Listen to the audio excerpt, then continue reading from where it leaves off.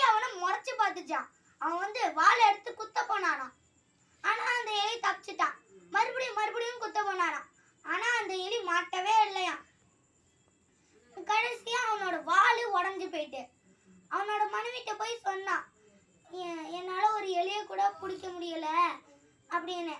அதுக்கு அவளும் சொன்னான், சிரிச்சா. நீ என்ன சிரிக்கிறா அப்படின்னு அந்த வீரன் கேட்டான். அதுக்கு யாராச்சும் போய் வாளை எடுத்து எலியை குத்த போவாங்களா அப்படின்னு அந்த அவனோட மனைவி கேட்டானா. அதுக்கு வேற என்ன பண்றது அப்படின்னு அந்த வீரன் கேட்டான். அதுக்கு அவங்களும் சொன்னாங்க, ஒரு பூனையை விட்டா அது பிடிச்சிட்டு போயிடும் அப்படின்னு. அவனும் ஒரு பூனையை விட்டான். ஆனா அது சாதாரணமான பூனை இல்ல, வீர சாகசெல்லாம் செஞ்சு பழக்கப்பட்டதான். அது வந்து அந்த எலி மேல பாஞ்சிச்சான். ஆனா அந்த எலி தப்பிச்சு போயிட்டான். மறுபடியும் பாய போனுச்சான். ஆனா அந்த எலி தந்திரமா யோசனை பண்ணி அந்த பூனையோட மூஞ்சில பாஞ்சிட்டான்.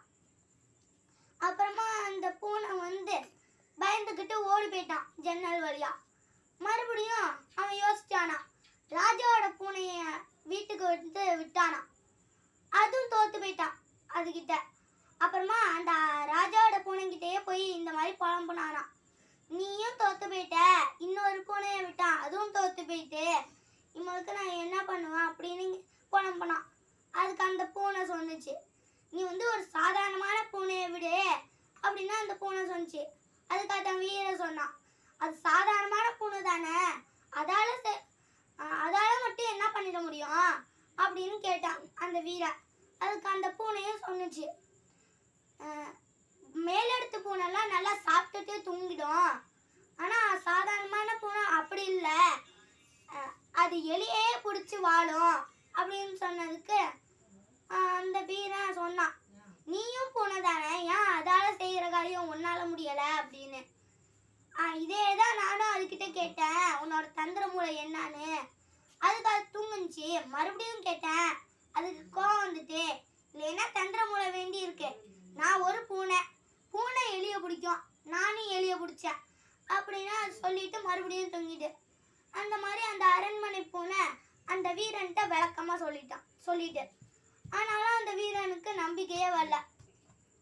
ஆனாலும் விட்டான் ஒரு சாதாரணமான பூனைய.